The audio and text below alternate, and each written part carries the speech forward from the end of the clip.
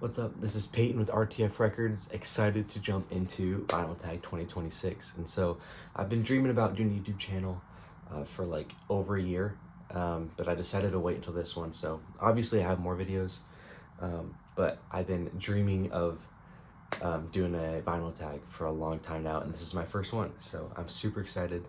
I have 20 questions that were written by David Atkinson. I will tag him in the description. I've watched a few vinyl tags so far. They've been awesome. I love it. And just seeing the vinyl community, just showing off what they have. So I'm excited to play a part in that. It is also the holidays, at least for me when I'm making this. Yesterday was Christmas. And so in honor of the Christmas season, before I dive in, I'm gonna add my own little question, which is show your favorite Christmas record. So kicking us off before we dive in, Michael Bublé. This Christmas album. Love this so much. You can also see behind me, I have the Home Alone soundtrack. Incredible. My wall's super barren because I took a bunch of them down for this video. That's also a really good one, but this one is so good. I love Michael Bublé. I don't actually listen to his other music enough, but I know this is always the first one I put on when Christmas rolls around. Second question, I guess first question, starting the vinyl tag. Show your best vinyl purchase of 2025. I've showed this one in another video. Lazy Bones by Witch. Really awesome Zam rock record. It's like psych funk rock, really good stuff. This is a reissue from, I want to say 2019. Incredible. I bought this a few months ago. I had this on repeat for a while. And I need to listen to it again because it's been a few weeks, but just incredible stuff. I've known about it for a while, and I'm just super stoked to be able to get it.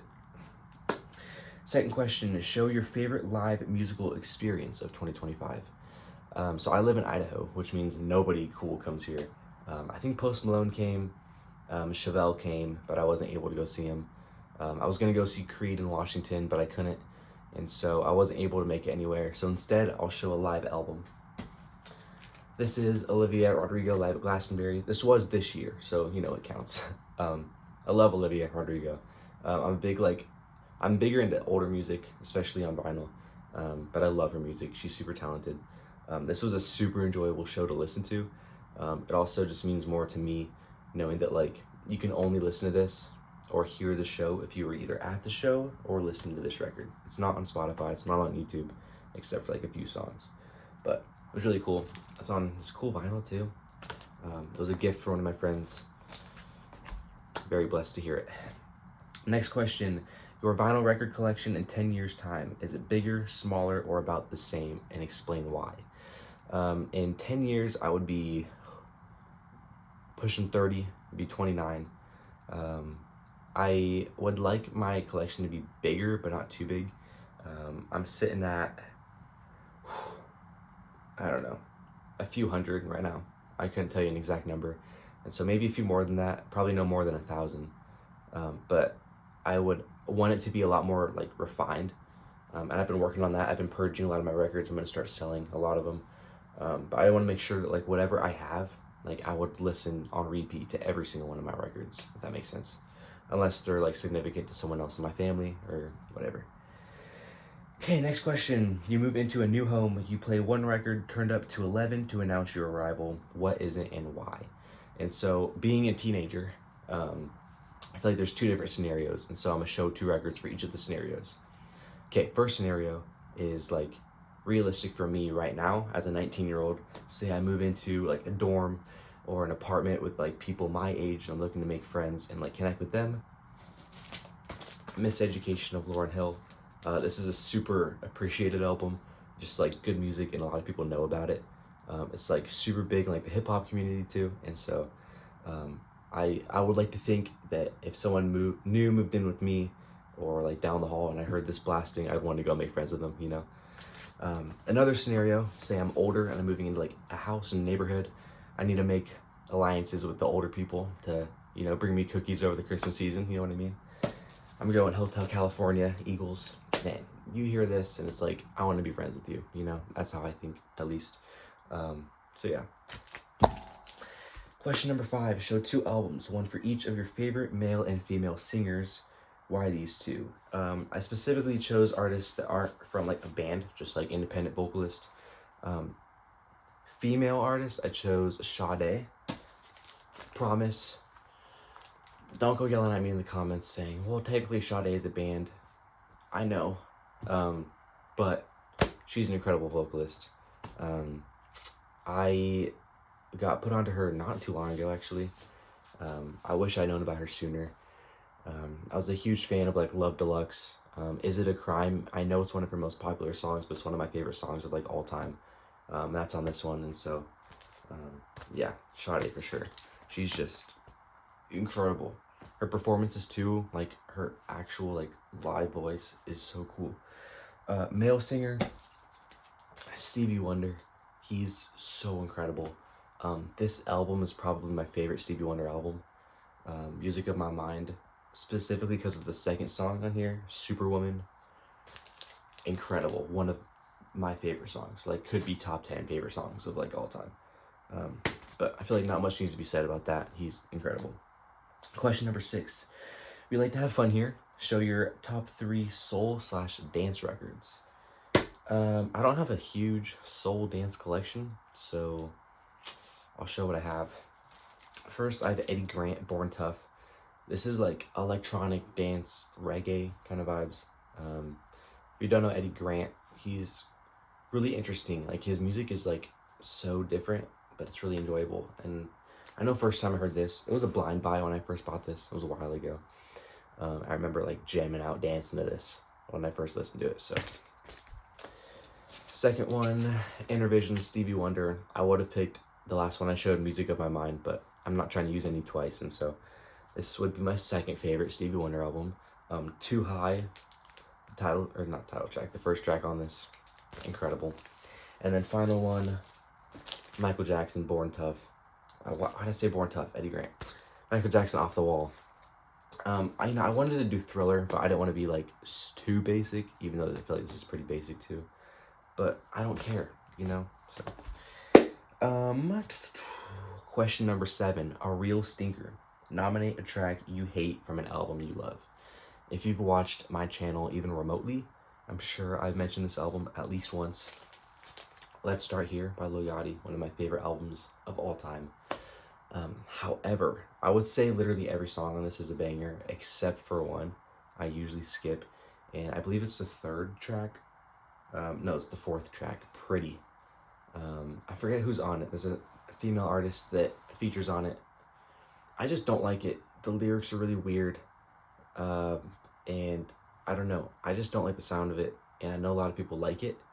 Some people say it's one of the best songs on the album. It's subjective, personal opinion. Not crazy about it. All right, question number 8. This is my favorite question on here. If you had to pick only one album from each of the last 6 decades, what would they be? Okay, ready for this? 60s, King Crimson, In the Court of the Crimson King. In the Court of the Crimson King by King Crimson. What? Oh man, it's just so good. I remember first time hearing the title track. Why do I keep saying title track? First time hearing the first track blew my mind, knowing this was from, what, 67 or something? Crazy. First time I heard the title track, the last song, blew my mind, because I'm like, oh, the song's over, and then it kept going, then it ended, then it kept going, and it was just so good. Just one of the best prog psych albums of all time, in my opinion. It may be true as well. 70s, I have to. Dark Side of the Moon, Pink Floyd. I went through every 70s record I had, and I was like, all right, would I rather this one or this one? And I went through my whole collection like that, and just nothing topped this one. No more to say about that. 80s, Talking Heads, Fear of Music. Love Talking Heads. First time I heard them, I was shell-shocked. Love Talking Heads. They're incredible. I love this album. I listen to it a ton. Couldn't leave it behind. 90s, I'm going Around the Fur by Deftones. Deftones, I think, was my top artist on my Spotify Wrapped this year, which was interesting. I love this album. It was a really tough choice. I was going back and forth between a few, but I mean, there's very few songs on this album that I skip. Just really good, just new metal, hard rock. I don't know. 2000s. I wish I had an original of this. Maybe one day I will. This is Food by MF Doom. This was, early 2000s. This one was from last year. The year before it was a reissue, but the album's from early 2000s, so I'm counting it. I love MF Doom. I have a poster over there on my wall. You can't see it, but incredible artist, producer, rapper, songwriter maybe. But yeah, he's like super talented. I love his music. I've been a huge fan of him for a while, so for sure go that one. And then 2010s, of course, Blonde by Frank Ocean. This is just a 10 out of 10 album for me, start to finish. It's just incredible. It's an experience. Nights, Self-Control, White Ferrari, Pink and White. Some of my favorite songs of all time are all on this record. This isn't an original. I hope to get an original someday. But okay, question number 9. You get the opportunity to spend a day alone with one artist, walking a mountain trail, the beach, or the city. Who would be that artist? I, again, have a couple scenarios, so, because I couldn't narrow it down. Okay, first scenario, like a fun day. I just want to have fun, laugh, get to know someone, maybe get in trouble. But this is going to be interesting. I don't know how you feel about this. For that, I'm going to go Kirk Weinstein. Weinstein? I think it's Weinstein. I actually don't know. He's the lead vocalist and guitarist for Crowbar, one of my favorite bands. The little bit I know of him, he's just like super fun. He has a daughter like a few years older than me, and I know like they're a good duo. He like has fun with her, and he just seems like a fun guy to just spend a day with. Second scenario, romantic interests. You never know. Completely non-realistic, obviously. First one would be Stevie Nicks. Not much to be said about that. And then Olivia Rodrigo be my second one. Sorry. It's okay. My actual like serious answer for this, if I could spend a day just talking, getting to know the guy, David Gilmour. Man, this goes on the next question, which was what if you could ask one question, what would it be? And it would just simply be like, who would it be? What would it be? Just like overall, what influenced the music that you made? Like obviously Pink Floyd is generational. One of the most influential bands of all time. So just to get inside the mind of David Gilmour and just see how he works would be so incredible. And I feel like he'd be easy to talk to as well. Like I know a lot of people that did some vinyl tags, mentioned people who might be hard to talk to. Like, I know someone did John Lennon, which would like be super interesting, but I feel like it'd be hard to make conversation stuff. So, okay, question number 11. Show a record that contains a track that always brings a tear to the eye. This is 10 by Pearl Jam. The track would be Black. I don't think I ever actually cried to the album version, but I have to admit, the first time I listened to the unplugged version of Black, definitely shed a tear. Black is such an incredible song. It's the line at the end. He says, "I know someday you'll have a beautiful life. I know you'll be a star in someone else's sky, but why can't it be mine?" I can't relate to that line whatsoever, but you feel it, you feel it, so. Okay, show 3 albums from artists you've tried to love, but you're questioning why you bother with them. First one, might get some hate for this. I don't care. This is personal opinion. Bob Dylan. I have a number of Bob Dylan records. I got them all from a collection I got. This one, I like this album. I can listen to this. There's a couple other ones I'll listen to. I don't get the hype. He is super talented. I don't deny that. Like, he's objectively very talented. Not my kind of music, when it comes to songwriting, he's very talented as well. I just don't love the politic side of it. And also just the style of music isn't my favorite. However, I respect him as an artist. Very talented. I don't know. I've tried and tried. I just can't love him. Second one, I don't have a ton of records in my collection that I don't love the artist. So this was really hard. And so the next 2, I like the artists. I just don't love them. Iron Butterfly, Inagata Devita. I agree this is super influential, good prog psych rock. But I've never listened to Iron Butterfly when I'm like, man, this is like so good. I'm like really connecting with it, you know? And I definitely feel that connection with a lot of music. I just haven't felt that with them. And then final one would be Stones. I know last year's Vinyl Tag they did a Stones versus Beatles. My option would be Beatles because I can never get into the Stones. I don't know why. This is the only Stones record I have. I just haven't cared to spend much money on other ones. I love Sticky Fingers. That's a really good album. I just personally don't feel like the hype that they get, if that makes sense. Okay, question number 13. Show an album from an artist whose character disappoints you, or can you separate the artist from the art? Pending what it is and who they are, I can separate it from the art. The person I'm going to show, I have a hard time doing that with. I'm going to go Ozzy Osbourne, which you're going to get really mad about, but that's okay. I'm going to show Black Sabbath just to represent it. Ozzy Osbourne, the reason I have a hard time separating him from his music is just because, like, I'm a Christian, and so, like, as you know, he's very, like, satanic, and obviously, like, very sad that he passed this year. However, I just have a hard time when he brings that into his music, and so, like, No More Tears, fantastic, love it. His earlier stuff, and Black Sabbath, I have a harder time with, just because it gets kind of satanic, which is difficult because Black Sabbath is incredible and so influential. That's just like something I wrestle with. Question number 14. If you had to sell all your vinyl along with your record player, show the one album you would hold on to as a keepsake. This was incredibly difficult, because one reason, I don't have I have a connection. I love all my records, obviously. I want them in good hands if I had to get rid of them. But I don't have like a huge connection where like I would die for some of them, like some people will. So the one I chose, Zeppelin 1, I would sell this under a circumstance. However, this was just so, like, the album itself was so influential just in my personal music taste and just my journey through music and music appreciation. But also, like, this record was one of the first records I bought that I really connected with and just made me so excited to start getting into vinyl and just more music.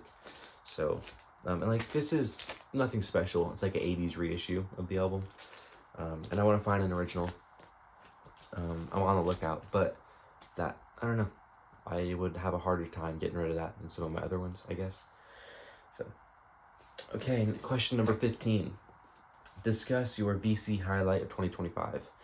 I'm a lot less involved with the vinyl community than a lot of you guys are, a lot of other people. And so I watch a lot of people from the vinyl community. I don't really like connect with them at all, especially not in person. And so I guess a favorite moment would be Frank over at Channel 33 RPM. He went on a trip to the UK with his family and just made a couple videos about going to some record stores over there, visiting some iconic places from albums and things like that. So that was cool to just watch, I guess. It's kind of, yeah. 16, name your favorite musical biopic if you have one. I'm not like super crazy about this, but it technically is my favorite. I don't own it, or else I'd show it. Dreamin' Wild. That's a movie about Donnie and Joe Emerson. It's basically like just the story of like how they came about. You know, it's just these like two teenagers who just like had this barn in their backyard and they just go play in there all the time, and they were super cool. So it's a really good movie. I think it might be on Hulu at the moment. I'm not sure. But I'd recommend watching it. It was really cool. Number 17, give 3 reasons why jazz matters and show a favorite album. Again, this might disappoint some of you, but I love jazz, but most of the time it's for like background study music, more like an ambient thing. It's not too often where I'll put on a jazz record just to like really listen to it. However, I do have some reasons why I think jazz matters. First one is just like the appreciation of the talent, just the spontaneous playing, but just seeing like how everybody works together, and it's like not scripted a lot of the time, so just seeing just that talent and connection with it. Second reason, played a huge role in modern music, especially in like a lot of hip hop, like samples. I think there's a lot of modern music that wouldn't exist without jazz. Third reason, just really culturally significant. Obviously, I wasn't alive in the 20s and 30s and the 1900s, but just like that independence and just like I said, spontaneous playing, to my understanding, was really culturally significant. So, and then show a favorite album, favorite jazz album. I've showed this before on the channel. Paul Desmond, Bridge Over Troubled Water.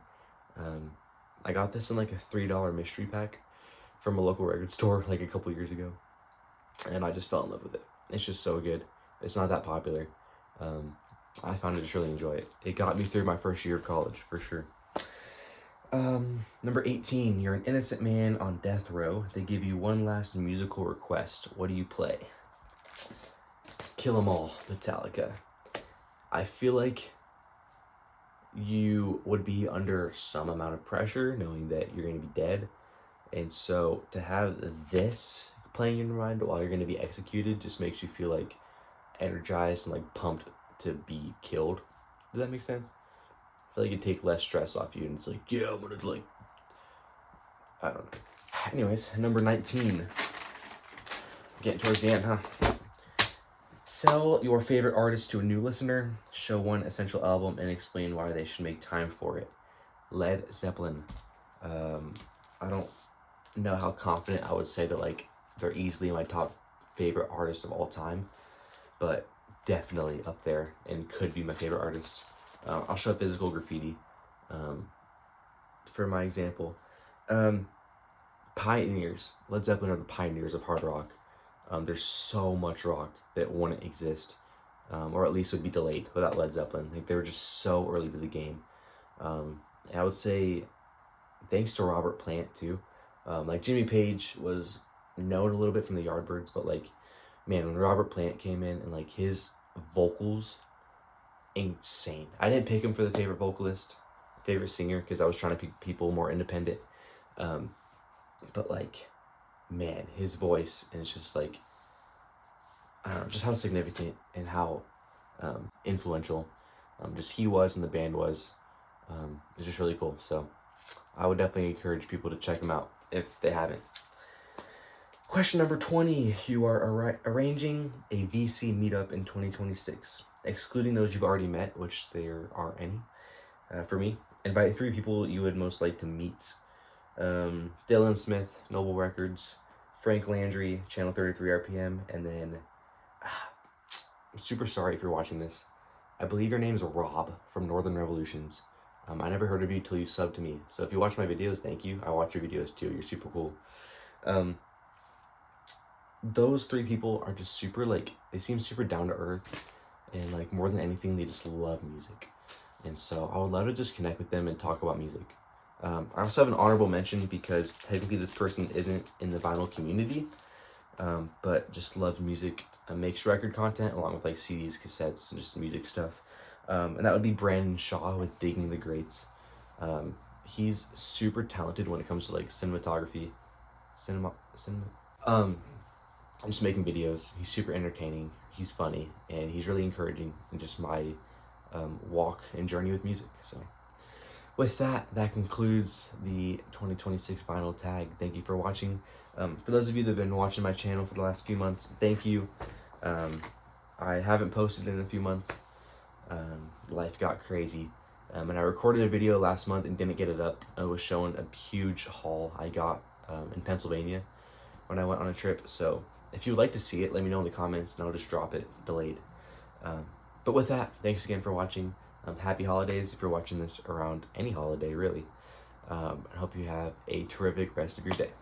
Thanks for watching. Bye-bye.